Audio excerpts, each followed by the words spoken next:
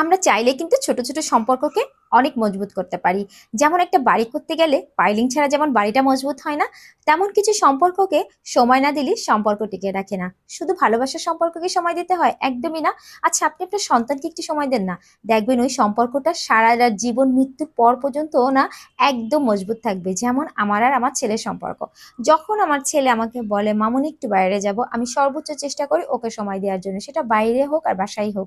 আজকে সে আমাকে বলতেছে মামনি বাপ্পি যেদিন আমাদের কেনাকাটা করে দেবে সেদিন তো আমরা বাইরে যাব, আজকে আমরা কিন্তু যে কেনাকাটা করব না, কিন্তু শুধু দেখবো যে আজকে কে কে উঠেছে।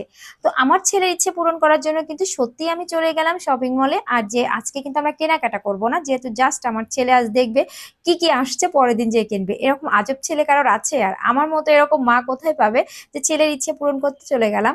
আর বাইরে আজকে ঘুরবো, ছবি উঠাবো, দেখবো, খাওয়া দাওয়া করব। যেহেতু রোজার মাস, অবশ্যই খাওয়া দাওয়া বাইরে হবে না, বাইরে যদি ইফতারি টাইম হয়ে যায় হয়তো বাইরে ইফতারি করবো, আর সময় থাকলে অবশ্যই কিনে নিয়ে চলে আসবো।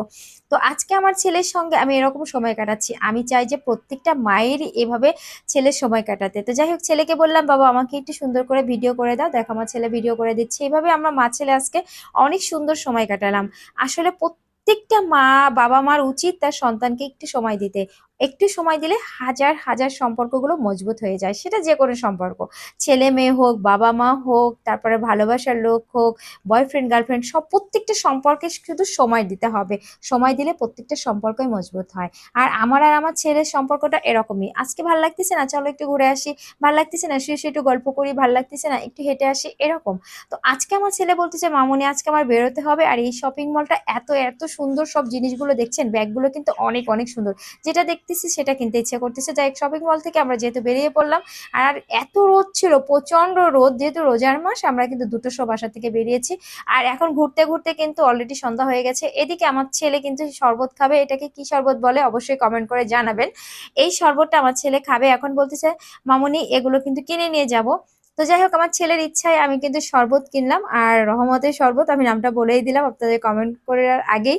তো এই শরবতটা কিন্তু আমার ছেলে খাওয়ার জন্য পাগল ছিল।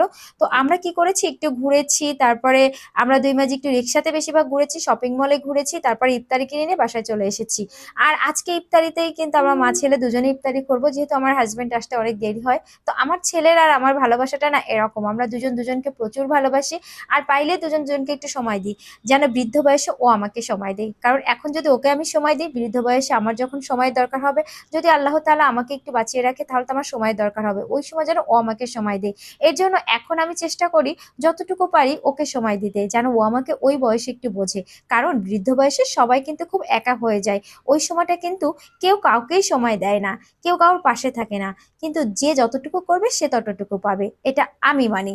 তো যাই হোক, আমার ভিডিওটা যদি ভালো লেগে থাকে অবশ্যই লাইক, কমেন্টস এবং শেয়ার করে আমার পাশে থাকবেন। আজকে এই পর্যন্ত, আল্লাহ হাফিজ।